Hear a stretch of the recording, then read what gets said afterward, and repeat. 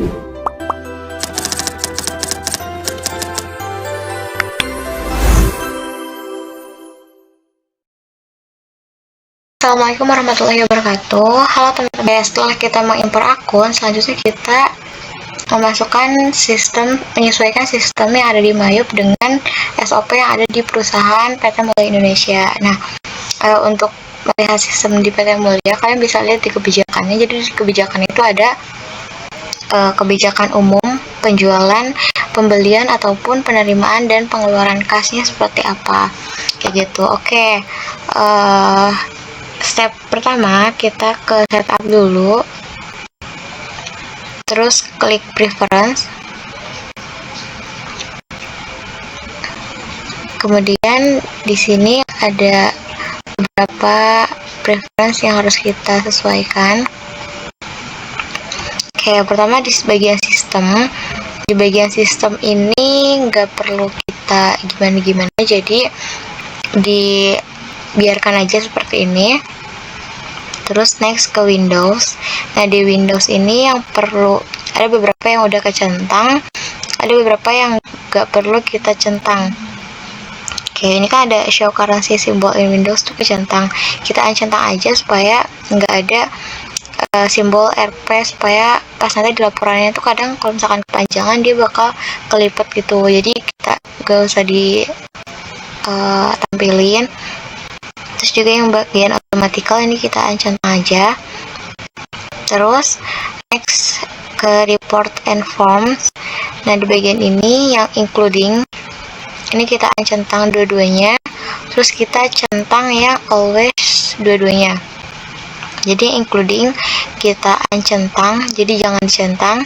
Terus yang always dua-duanya ini kita centang gitu. Terus yang banking kita yang display pay ini kita uncentang aja. Kita aktifin yang warn for duplicate check number. Jadi kalau misalkan ada penginputan yang nomor akunnya sama, dia bakal ada peringatan gitu. Jadi kita bakal aware, oh ternyata tadi tuh udah diinput gitu. Oke, terus ke sales. Nah, di sales kita aktifin yang show customer purchase number. Jadi tiap kita udah nge-input penerimaan payment gitu, dia yang bakal ada di layarnya adalah nomor customernya gitu, nomor suppliersnya kayak gitu, nomor customernya, sorry. Oke, terus yang warn for duplicate juga dicentang supaya tadi ya reminder. Terus ke terms, ini ya untuk pengaturan terkait diskon dan lain-lainnya. Oke, di sini kan ada payment is due. Kita nggak pakai sistem COD, tapi pakai sistem in a given of day. Jadi kan di pengaturan di kebijakan PT Mulya itu ada terkait info kalau misalkan penjualan tuh ada termsnya 2/10 dan N/30, artinya kan dia batas bayarnya itu berdasarkan hari kan gitu, jadi N given. Terus diskon days-nya berapa? Di situ kan kita N2/10 ya, berarti dalam waktu 10 hari baru dapat diskon. Dalam rentang 10 hari aja dapat diskonnya gitu. Terus balance due-nya kita N/30, berarti 30. Terus diskonnya 2%, 2/10 artinya 2%. Terus ada denda 1%, jadi masukin dendanya juga. Kayak di tax code ini nggak pakai pajak, jadi pajak untuk diskon ini nggak ada pajaknya, jadi kalian pilih aja NT atau not reportable. Use tax code. Terus bagian freight juga nggak perlu pakai pajak, jadi kalian pilih not reportable. Jadi yang pakai pajak tuh hanya penjualan si barang dagangnya aja gitu. Kayak kalau udah berarti oke. Next ke sales, ke purchase, sorry. Nah, sama kayak tadi, centang yang show supplier invoice sama warning for duplicate. Terus termnya juga dibenerin. Ini masih sama, in a given. Ini juga masih 10 hari ya. Dan balance due-nya 30 hari. Terus diskonnya 2% dan nggak ada denda gitu. Oke, jangan lupa pajaknya juga dibenerin ke NT. klik OK. Oke, terus next ke inventory. Di inventory nggak ada yang perlu di adjust atau dicentang, jadi lewat aja ke security. Ini bagian security yang perlu dicentang itu ada ini yang lock period. Jadi kalian masukin lock periodnya itu di tanggal 1 Desember 2022. Kenapa tanggal 1 dan kenapa harus di lock? Karena supaya kalau misalkan ada, jadi transaksi awal yang bakal kita kerjain tuh di bulan Desember aja. Jadi kalau misalkan kita salah masukin tanggal yang harusnya tanggal 4/12 tapi kita masukin 4/11, itu nggak bakal bisa ke input itu gitu. Terus kalau udah berarti oke. Itu untuk preference. Next kita ke pengaturan terkait pajak. Nah, untuk ke pajak kalian bisa ke list. Ini di atas di list, terus ke tax code. Nah, ini bakal muncul tax code yang ada di Mayop secara otomatis. Nah, kita adjust untuk edit beberapa, karena kan ada banyak ya, sedangkan kita tuh cuman pakai 2 pajak aja, yaitu PPN sama NT. PPN tuh Good and Service Tax. Jadi kita hapus pajak-pajak yang ada di sini kecuali yang GST, Good and Service Tax, sama Not Reportable. Cara menghapusnya kalian klik panah di sini, terus klik kanan di keyboard atau di mouse-nya, terus delete text code. Terus sampai semuanya kehapus dan menyisakan si GST dan NT tadi.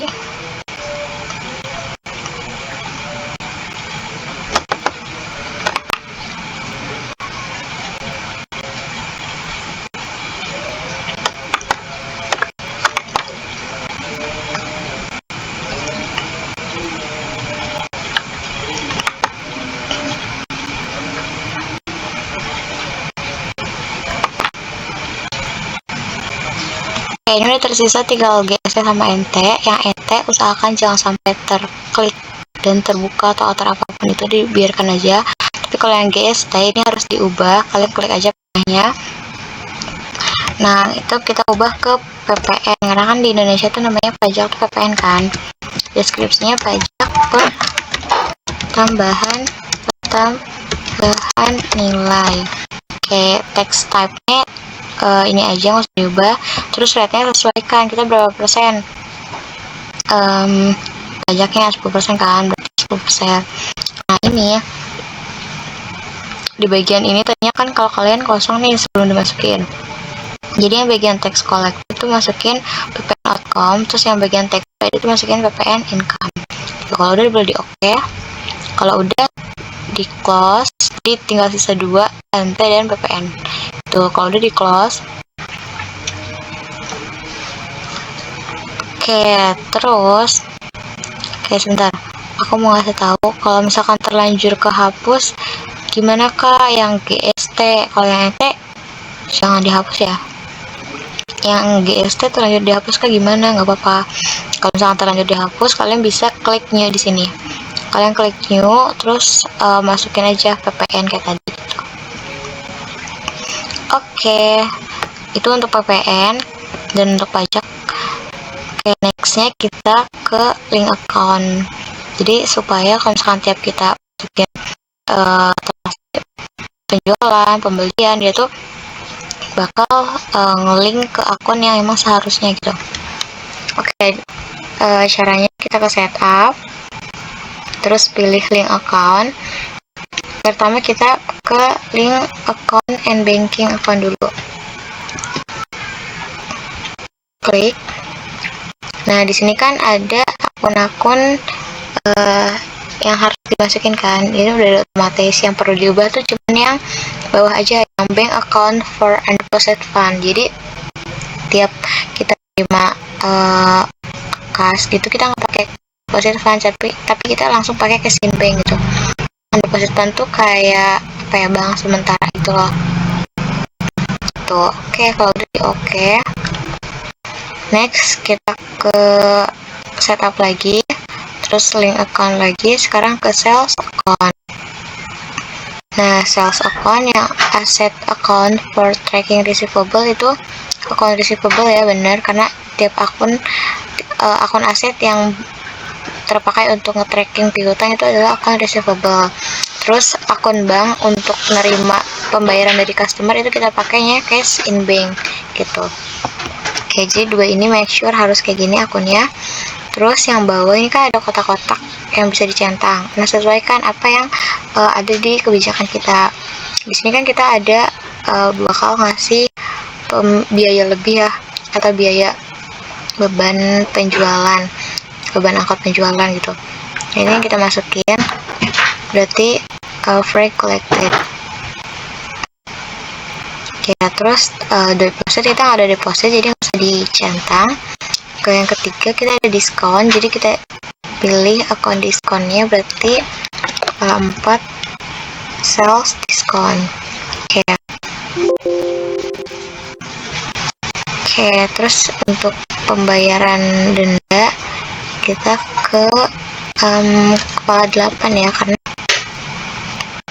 dia di luar pendapatan, di luar pembayaran operasional, di luar kegiatan utama itu gitu. Terus di oke, next setup lagi, terus link account, kita ke purchase account. Nah, di sini untuk akun utang untuk nge-tracking si utang itu kita pakainya akun payable. Terus akun bank untuk nge-tracking atau nerima pembayaran atau untuk membayar gitu kita pakainya cash in bank. Terus di sini yang perlu kita centang itu ada freight, berarti kepala 5, freight paid, ini berubah pembelian. Terus deposit nggak ada diskon, kita klik diskon. Mungkin kepala 5 juga ada purchase discount. Oke, kalau udah berarti oke,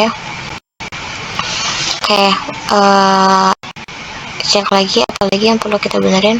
Kayak udah ya, karena tadi account banking account udah, sales account udah, purchase account juga udah, jadi udah selesai semua. Oke, selanjutnya kita bakal masukin daftar nama dan saldo pelanggan dan juga pemasok, karena kan kita pasti bakal banyak transaksi terkait customer yang beli ke kita yang jual ke customer, ataupun kita yang beli ke supplier kita kayak gitu. Jadi caranya kalian bisa ke modul cart file, terus pilih cart list di sini. Nah, di sini kalian pilih di sini kita pertama kali klik pasti bakal ada di all cart. Nah, biar lebih enak, jadi kalian per ini aja, kita masukin customer dulu, klik customer, terus pilih new di sini. Terus masukin yang pertama nama customernya siapa, ada Ayu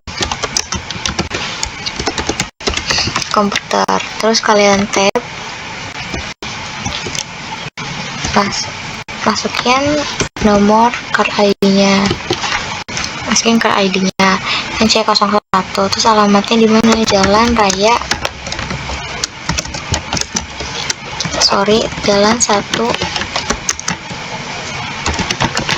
Negara Bandung.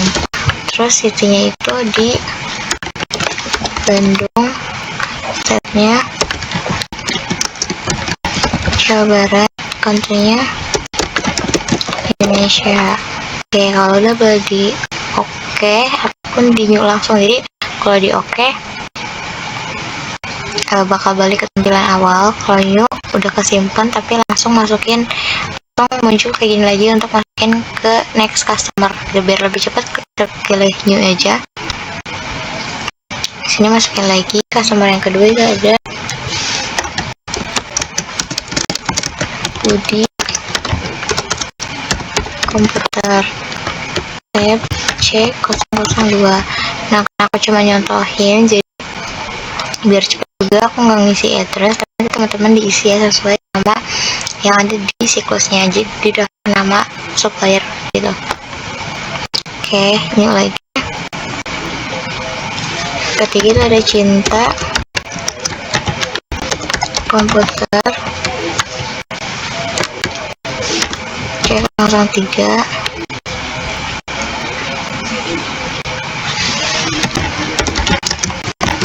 Dika komputer. Cek 04.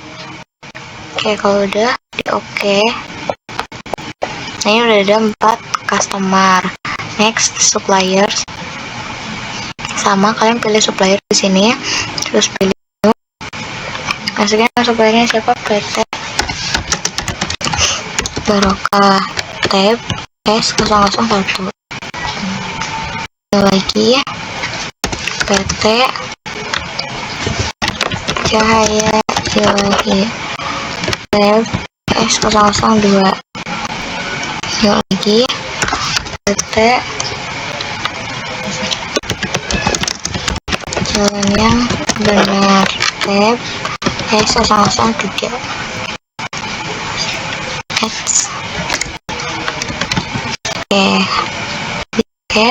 ini ada 3 supplier. Jadi kalau kita lihat di Allcar semuanya ada 7 kartu, diantaranya 4 customer, 3 supplier.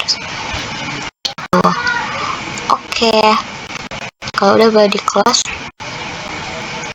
Nah, sekarang kita masukin saldo dari si Carvel ini. Nah, kalian ke setup, terus balance, lalu pilih saldo yang mau dimasukin. Yang pertama kita masukin yang customer balance dulu.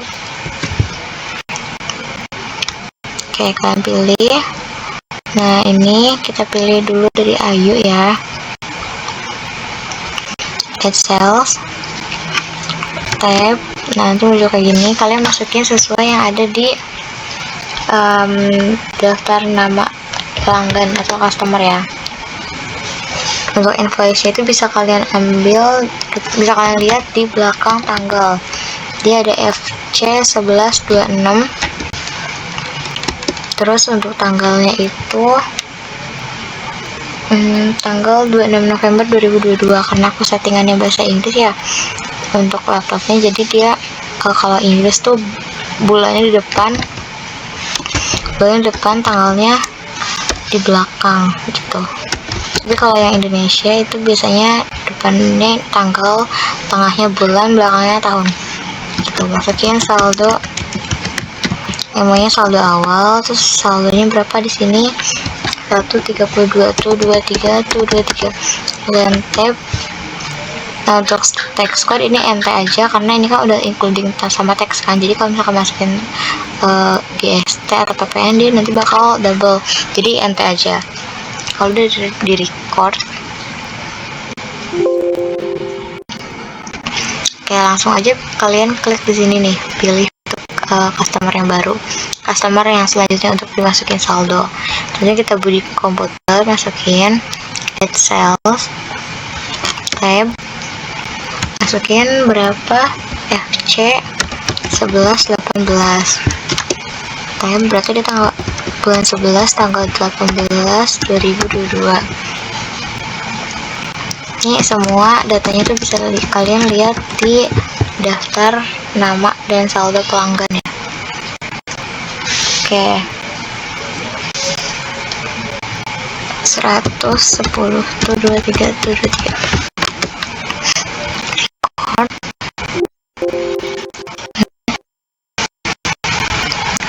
Komputer,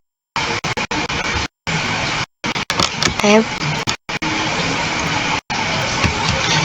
FC 11.2, tab, tanggal 11/11/2022,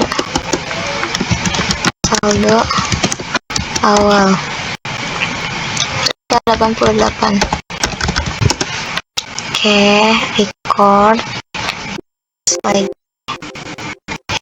Ada Dika komputer, kalian di customer, add sales, enter, masukin ininya FC 11.0, Oke, tanggal berapa? Tanggal bulan 11 tanggal 4 2022.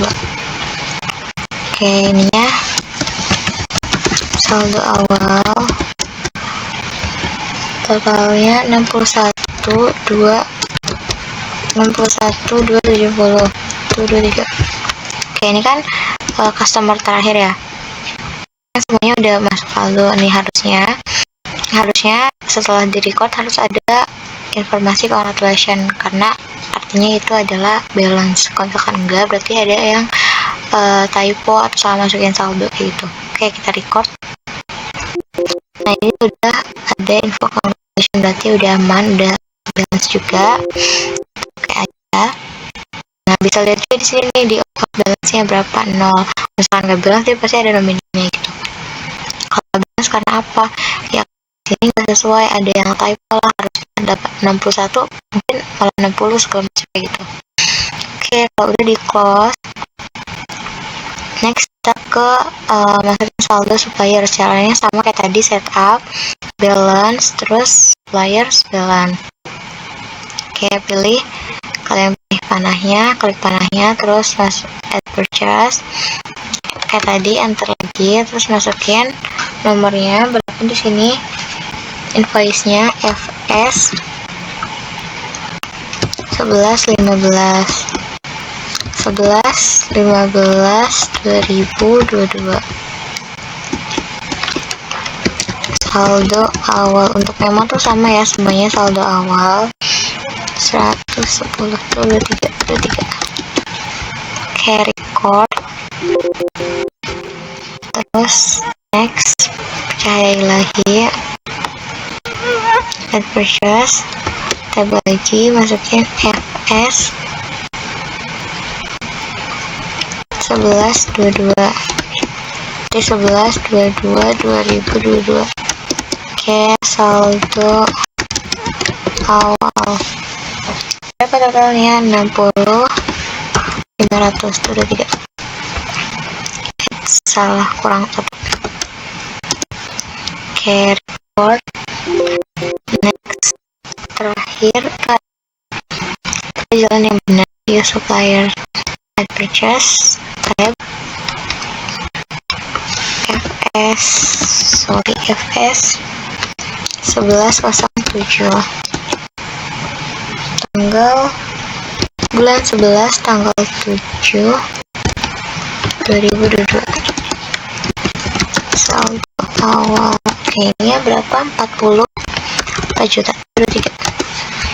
Kita record, ada calculation udah benar, ada balance juga sama saldo seharusnya.